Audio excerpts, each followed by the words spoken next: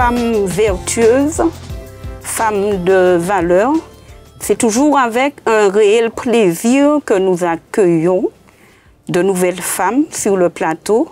Et ce matin, j'ai vraiment l'immense plaisir d'accueillir et de rencontrer Jean-Marie Marie-Luce Adeline. Adeline, bonjour. Bonjour. Bienvenue. C'est un plaisir de partager donc ce moment avec toi. Alors, toujours pour faire connaissance, nous avons une question qui n'est pas un rituel, mais une question où nous aimons donc savoir qui étaient nos invités, petites filles. Comment elles ont grandi, petites filles sages, introverties, timides, petites filles, somme toute naturelles. Qui étais-tu enfant? Enfant, j'étais une petite fille sage, une petite fille curieuse, mais réservée. Tu as grandi au milieu d'une fratrie, j'imagine, qui était composée de... Alors, qui était composée, déjà, je ne suis pas née toute seule, donc j'ai un jumeau. Et j'ai un petit frère qui est né 11 ans après. Voilà, donc nous sommes trois. Voilà. Comment tu as grandi? On va commencer avec ce jumeau, hein? Quelle expérience t'a marqué quand on est avec jumeaux ou jumelles? Est-ce qu'il y a quelque chose de particulier? La particularité, c'est que tout est vu en double. Mais oui, parce qu'en fait, quand on a son anniversaire, on n'a pas son anniversaire tout seul, on est avec son frère, hein, donc on partage tout à deux. Et c'était une belle expérience parce qu'en fait, on jouait beaucoup. On avait cette opportunité de pouvoir jouer, de s'amuser, d'être complice. Voilà, donc c'était, je dirais, de belles années. Une belle expérience. Une belle expérience. Et comment tu as vécu le détachement? Parce qu'il semblerait qu'il y a un moment où on doit se détacher. Donc, pour certains, c'est d'une facilité et pour d'autres, c'est compliqué. En fait, ça a été d'une facilité parce que tout en étant jumeaux, ma mère a su faire nous apprendre que nous sommes deux êtres différents, même si nous sommes nés dans le même ventre, mais nous étions à part entière. Elle nous a donné cette valeur de pouvoir s'apprécier l'un et l'autre, non par rapport à l'autre. Ok. Donc, au milieu de cette famille, quelles valeurs ont été développées? Alors, la valeur du partage, la valeur de la famille, le respect. Ça, chez nous, c'était quelque chose de très important. Le respect et l'amour de l'autre. D'accord. Voilà. Ok. Mais parlons un peu du respect. On a tendance à donner donc comme définition du respect des gens renfermés qui ne répondent pas, qui ne s'affirment pas. Alors que tu as grandi maintenant, comment tu définirais le mot respect? Le respect, c'est savoir apprécier l'autre à sa juste valeur. Le respect, c'est honorer l'autre. Parce que se respecter soi-même, c'est d'abord se respecter soi-même, c'est respecter l'autre. Et là, pour moi, le respect, c'est, comme Dieu me dit si bien, aime ton prochain comme toi-même. Apprécier l'autre. Exactement. Lui donner sa vraie valeur. Exact. Voilà. Et j'en arrive à l'adolescence. Comment as-tu vécu cette période? C'est généralement une période qui marque, qui trace les contours d'une personnalité. C'est une période où des fois on fait de belles expériences, de moins belles. Est-ce que pendant cette période, tu as une expérience qui t'aurait marqué? Comment tu as traversé? Quels sont tes souvenirs de cette période? Je dirais que mon adolescence a été le moment décisif pour moi. Parce qu'en fait, c'est à l'âge de 15 ans que je me suis positionnée pour Christ. Pour tout te dire, je ne suis pas née adventiste. Et c'est à l'âge de 15 ans, à la suite d'études bibliques que j'avais suivies avec ma grand-mère, qui m'avait pris, vous savez, on appelait ça la voie de l'espérance. Voilà. Et voilà, donc je faisais mes petites études, elle récupérait, elle ramenait, voilà. Et c'est là que je me suis positionnée pour Christ. Mais comment? C'est-à-dire que j'ai été invitée par une de mes tantes à une, comment on appelle ça, une campagne d'évangélisation, tout simplement. Et là, j'entends le prédicateur qui dit, si vous demandez quelque chose à Dieu et que vous croyez que vous l'avez reçu, il le fera. Et moi, étant malentendante, j'ai dit, Seigneur, si tu veux que je te donne ma vie, tu as une chose à faire. C'est de permettre que je puisse entendre dans l'oreille gauche, parce que j'ai ce qu'on appelle une cophose. Je n'entends pas du côté gauche. Eh bien, Dieu, je l'ai mis à l'épreuve et il m'a répondu. Voilà. Donc, tu as fait une expérience vivante. Mais quand on a 15 ans, comment on reste accroché à Dieu? Quand on a 15 ans, on est jeune, on entre dans l'adolescence, on découvre la vie. Comment peut-on rester accroché? Comment cette expérience peut-elle justement durer dans le temps? Elle dure dans le temps quand on s'est carrément donné à Christ à 300-400%. Pourquoi? Je m'explique. Moi, dans mon expérience, ça n'a pas été une expérience banale. Pendant toute une vie, ayant cet handicap, on a tendance à se dévaloriser. Et quand on connaît Jésus, on connaît la valeur que Christ a placée dans notre vie. C'est exactement ce que j'ai vécu. Et à partir de cela, rappelle-toi que je t'ai dit que j'ai mis Dieu à l'épreuve, mais lui aussi m'a mis à l'épreuve. Parce que moi, je lui ai dit, Seigneur, si tu me permets d'entendre à nouveau dans cette oreille ce qu'il a fait, je te consacrerai ma vie. Moi, dans ma famille, tu me demandais quelles sont les valeurs, j'en ai plein. Mais l'une d'entre elles, c'est aussi, ma mère nous a appris à être loyal. Quand on a donné sa parole, on la respecte. Que ton oui soit oui, que ton non soit non. Et c'était exactement cela. Donc, j'ai dit à Dieu, Seigneur, je vais te donner ma vie, je vais témoigner aux jeunes ce que tu as fait pour moi, je vais m'engager. Et tout de suite après, je suis entrée en classe de chef guide. Donc, j'ai été chef guide. Et de là, en classe de chef guide, en plus des études bibliques, on apprend qui est Jésus. On découvre qu'est-ce qu'il a fait pour nous. Et on sait que nous sommes des disciples de Christ. Voilà. Adeline, comment, à 15 ans, on ferme son oreille, on fait taire son cœur aux appels du monde? Il y a des petits moments de plaisir, on est jeune, on regarde autour de soi, on voit comment les autres vivent. Comment, justement, préserver son cœur et pas se fermer aux appels, mais se protéger aux appels du monde à cet âge qui ne manque pas quand même de venir nous titiller? Comment fermer son cœur à l'appel du monde? Déjà, il faut savoir qui nous sommes. Moi, je l'ai appris. Qui je suis par rapport à Dieu. Et j'ai appris à découvrir, c'est vraiment ça, hein? J'ai appris à découvrir qui est Dieu pour moi. Et c'est ce qui m'a rassurée. Quand Dieu te dit qu'il est avec toi, qu'il t'a appelé, qu'il est ton appui. Et je voyais mes amis autour de moi. Je voyais également le fait qu'ils s'amusaient. Oui, ils s'amusaient, sans problème. C'est pas que j'avais peur de m'amuser, ni qu'on m'empêchait de m'amuser. C'est un choix. J'ai choisi de donner mon cœur à Jésus. On ne me l'a pas imposé, parce que je l'ai... Comment te dire? Je suis tombée amoureuse de Jésus, tout simplement. Voilà. Et quand on est amoureux, qu'est-ce qu'on fait? On suit l'amoureux. On suit l'amoureux. On est fidèle à l'amoureux. Exactement ça. Voilà. Dis-moi, est-ce que ton adolescence a été marquée par une expérience particulière, hein? Parce que tu es tombée amoureuse, mais une expérience qui t'aurait permis donc de demeurer, de rester accroché, d'être vrai avec ton Seigneur. Parce qu'il s'agit aussi d'être vrai.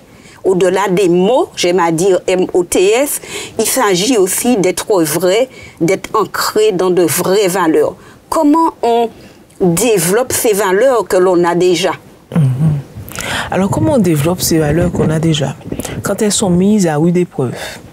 Et c'est là qu'on voit si réellement on a acquis les valeurs ou pas. Quand j'étais en classe, adolescente, le fait d'être adventiste du 7e jour, ce n'était pas toujours facile. J'étais toujours un petit peu taquinée par mes amis, par les camarades de classe, et il y avait des choix à faire. C'était extrêmement difficile, parce que je pouvais très bien choisir de faire comme eux pour qu'ils me laissent tranquille ou autre. Mais là où je voyais la grandeur de Dieu, c'était à travers ce qu'il me permettait de faire au sein de l'établissement. Quand, par exemple, j'avais un professeur de mathématiques qui me disait toujours, bon ben vous, mon nom de jeune fille c'est Marie-Louise, Marie-Louise, vous n'y arriverez pas, voilà. Et moi je disais, vous savez madame, j'ai un Dieu que je sers et il fera pour moi. Surtout que des fois, il y avait des fois cours le samedi et je n'y allais pas. Et Dieu m'a montré que chaque fois qu'il y avait ce fameux cours de maths que je n'aimais pas du tout, mais à travers lequel Dieu m'a utilisé pour démontrer à ce professeur que c'est Dieu qui dirige ma vie. Et comment?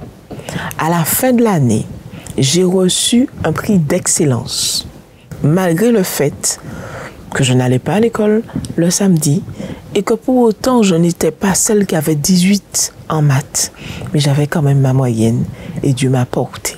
Et j'imagine que toutes ces expériences, quoique jeunes, ont beaucoup fortifié ta foi. Oui, voilà. Beaucoup fortifié ma foi, effectivement, comme je te dis, parce que ma vie de jeune adolescente n'a pas été de tout repos. Et les tentations d'aujourd'hui ont toujours été les tentations d'hier également. Je ne dirais pas que j'étais dans une bulle, mais je dirais simplement que j'avais compris pourquoi. Et les jeunes qui m'entendent, ils comprendront, parce que quand ils ont pris une décision, ils s'en tiennent jusqu'au bout. Voilà. Adeline, tu as parlé des maths que tu n'aimais pas. J'ai omis de te demander, est-ce que petite fille, tu as rêvé de métier que tu as pu accomplir, ou est-ce que tu as fait complètement quelque chose à côté de tes rêves, mais dans lequel tu t'épanouis? Oui. Mon rêve était d'être infirmière. C'était ça mon rêve. Ouais, c'est souvent un rêve de petite fille. Et arrivé à l'âge de 3e, donc quand j'avais 14-15 ans, voilà que je sors du cursus du collège, et voilà l'expérience effectivement, où donc j'ai obtenu le fameux prix d'excellence, et j'avais fait, comment on appelle ça, les choix. Les vœux. Les voilà, vœux, ça s'appelait les différents vœux. J'ai fait mon vœu, et mon vœu était d'aller en carrière sanitaire et sociale pour commencer à travailler très tôt, ensuite gravir les échelons et tout ce qui s'ensuit. Mais voilà que, à l'époque, ça se passait dans les communes du Nord. Et il n'y avait pas de place. Donc, qui dit pas de place? J'avais quand même fait un vœu qui était d'aller en comptabilité, mais c'était vers les derniers vœux. Et on me dit, voilà, je suis en vacances scolaires, et on appelle ma maman pour lui dire, vous savez, il n'y a pas de place, donc elle sera obligée de redoubler sa classe. Mon monde s'écroule. Je dis, mais non, je ne peux pas avoir un prix d'excellence, je suis reçue par le proviseur. Et redoubler. Et il me dit, la seule solution que vous avez, c'est de redoubler. J'ai dit, non, il n'est pas question que je redouble ça, non. Et à l'époque, j'ai une tante qui était au lycée, et dans un lycée dans lequel on faisait tous les métiers tertiaires, secrétariat, comptabilité, administratif et autres. Et de là, il se trouve que elle demande auprès de sa direction et il trouve une place. Il trouve une place. Les mathématiques que je n'aimais pas, je me retrouve en comptabilité.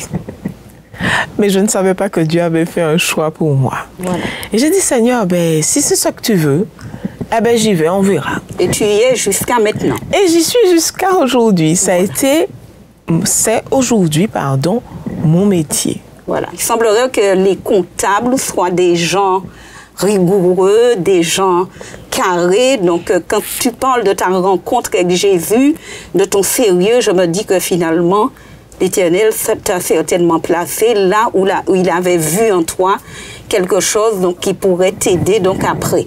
Comment le fait d'accepter Jésus dans ta vie a été reçu et perçu par ta famille? Est-ce que tu as eu des difficultés? Est-ce que ça a changé des choses dans votre relation ou ça a été respecté et accepté naturellement?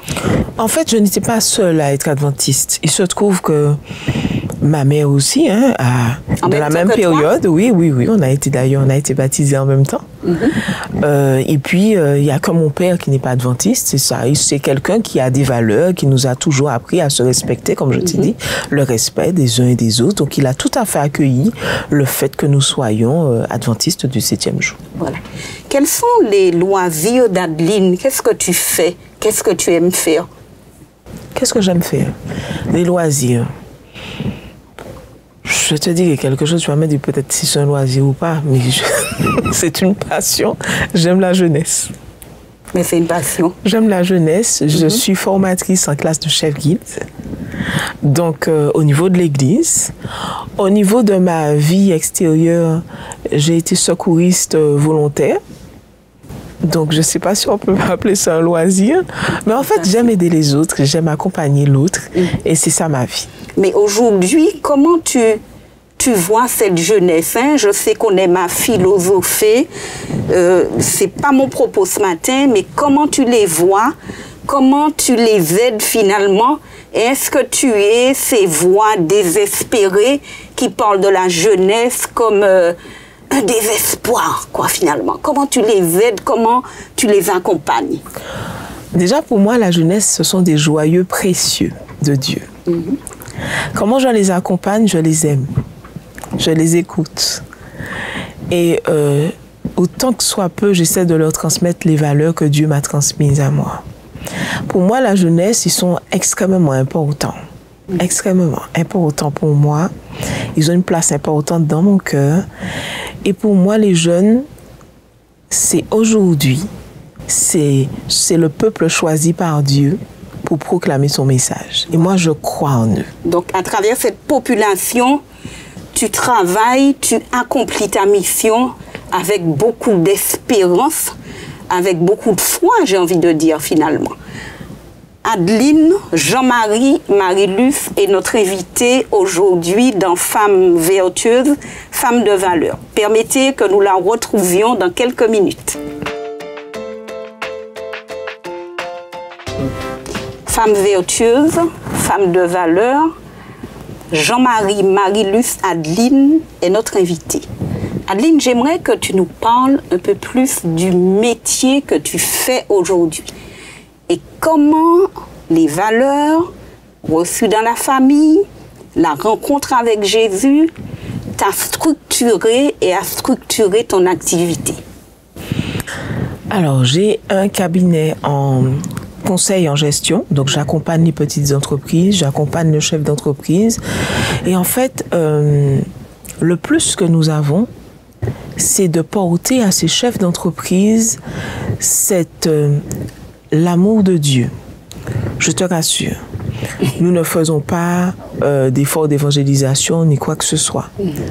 Mais en fait, j'apprends avec l'aide de Dieu, ces hommes et ces femmes, à apprécier ce que Dieu fait d'eux. Voilà. Avec leur savoir-faire, leur savoir-être. En fait, notre entreprise, on les encourage beaucoup. On les accompagne, pas simplement dans l'accompagnement des documents administratifs ou autres, mais le plus, nous avons également le coaching, l'écoute. Donc, c'est pour ça que je parle des transmissions des valeurs de Dieu. Alors, est-ce à dire que toutes ces valeurs bibliques, toutes ces valeurs spirituelles ne peuvent être que bénéfiques dans le cadre de nos activités professionnelles, qu'on ne peut pas donc les séparer, donc la manière de vivre, la manière de parler, la manière de penser, la manière de diriger les hommes, quand elle est basée donc sur la parole de Dieu, cette parole riche et qui touche tous les domaines de notre vie, ne peut être que bénéfique et être aussi un moyen de témoigner naturellement. On travaille, on témoigne. L'autre me reconnaît dans mon métier, dans mes valeurs, dans ma manière d'être. Comme j'aime à dire, l'amour de Dieu, c'est notre leitmotiv. L'amour de Christ nous presse. Et non pas simplement au parvis de l'Église, ni assis dans l'Église, mais l'amour de Christ me presse dans tous les aspects de ma vie. Donc, je suis le sermon. Je dois vivre Christ dans quel que soit ce que je fais. Voilà. C'est une barre transversale de ma vie. Je deviens donc le message de l'Évangile. Je deviens le disciple de Christ. Amen. Voilà. Est-ce que tu pourrais me dire, quand on est donc on est chef d'entreprise, on se réveille chaque matin, pendant la journée, on a certainement des coups durs, il faut le dire, des décisions à prendre. Quel serait le message biblique, le verset biblique, cette promesse donc sur laquelle tu t'appuies dans des moments d'épreuve, mais aussi certainement dans des moments de joie, pour le dire, pour le verbaliser, pour le témoigner? Alors, mon verset, c'est « Je puis tout par celui qui me fortifie ». C'est Christ qui me donne la force de me réveiller le matin. S'il y a des embûches, des difficultés, je le dis parce que je l'ai déjà moi-même, je le vis d'ailleurs au quotidien. Si je suis, c'est parce que Dieu veut.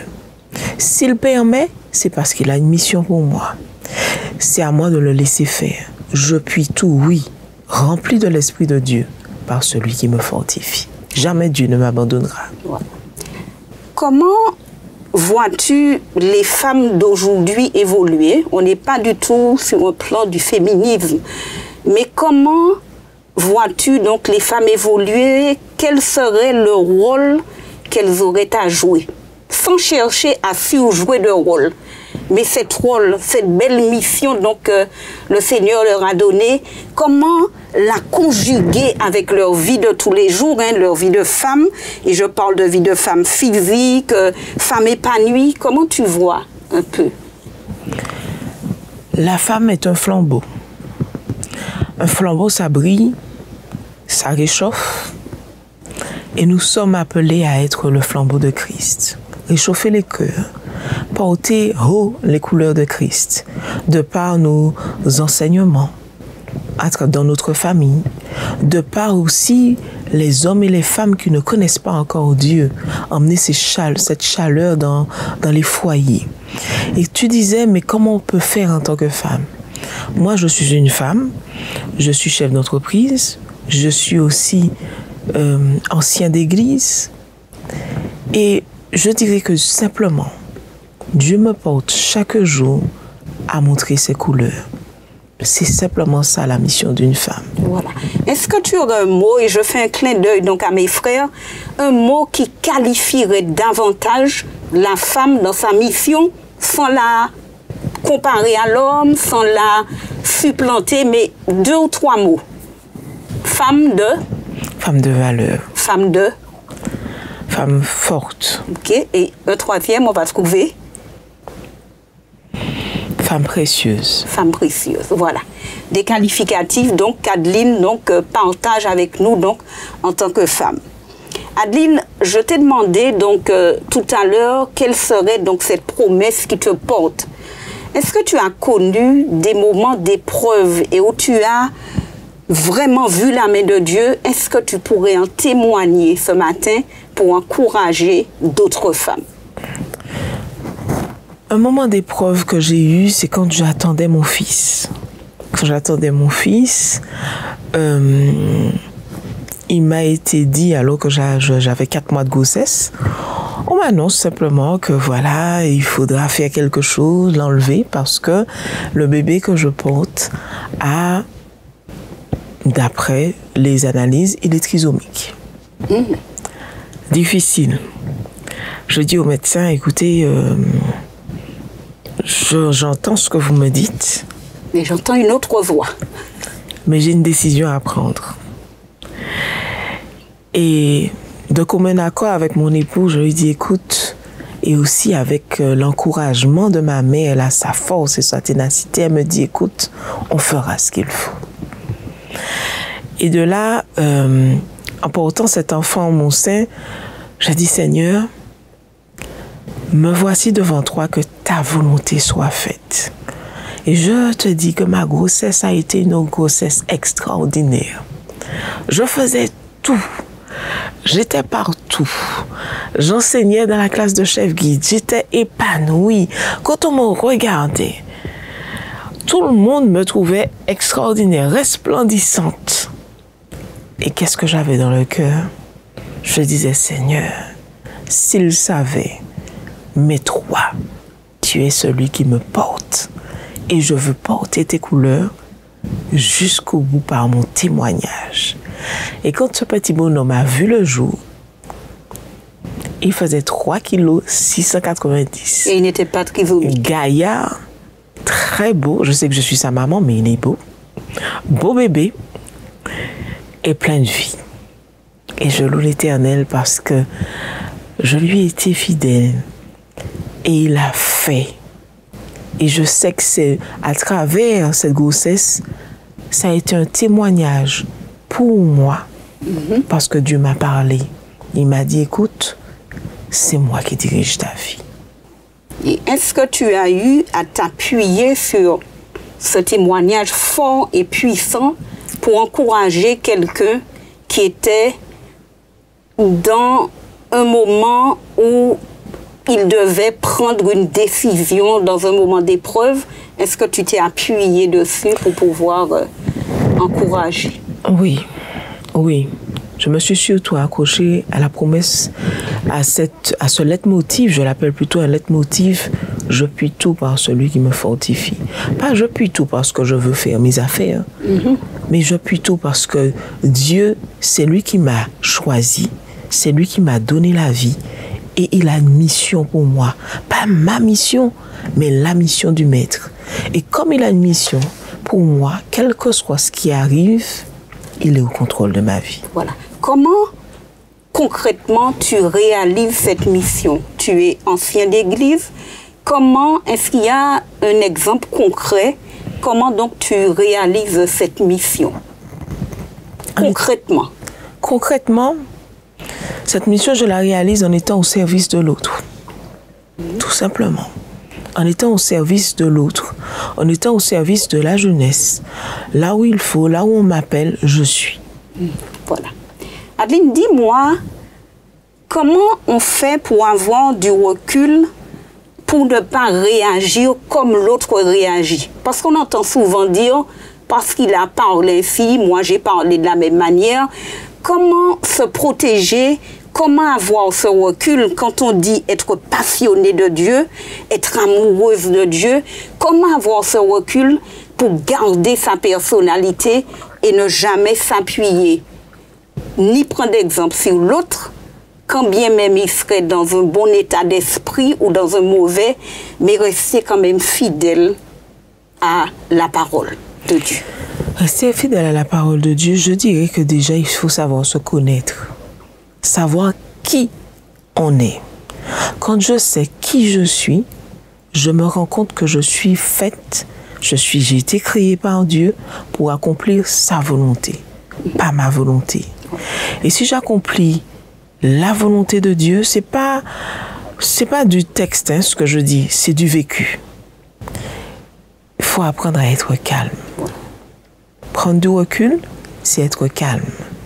Prendre du recul, c'est savoir déjà voir l'avenir, mais en restant serein, parce que je sais sur qui je compte, pas sur moi, ni sur les hommes, ni sur l'environnement, mais sur celui qui m'a missionné. Voilà. Je veux retenir un témoignage que tu as donné, qui me plaît beaucoup. Il faut donc être vrai, et l'évangile est pratique. Ce ne sont pas donc que des mots, mais l'évangile, c'est une vie pratique. Et on a aussi dit que l'évangile pour toi et pour moi aussi, c'est devenir le message, le vrai message de l'évangile. Et là, personne ne peut se tromper. J'aimerais terminer avec toi en faisant un jeu de mots. La sagesse pour moi, c'est écouter l'autre. La sagesse pour toi. La sagesse pour moi, c'est respecter qui je suis et respecter l'autre. Voilà. Nous sommes arrivés donc au terme de notre émission, Femmes vertueuses, Femmes de valeur, et aujourd'hui nous avons partagé un moment édifiant avec Adeline, Jean-Marie, Marie-Luce, que nous remercions et nous te disons à bientôt de te revoir. Merci.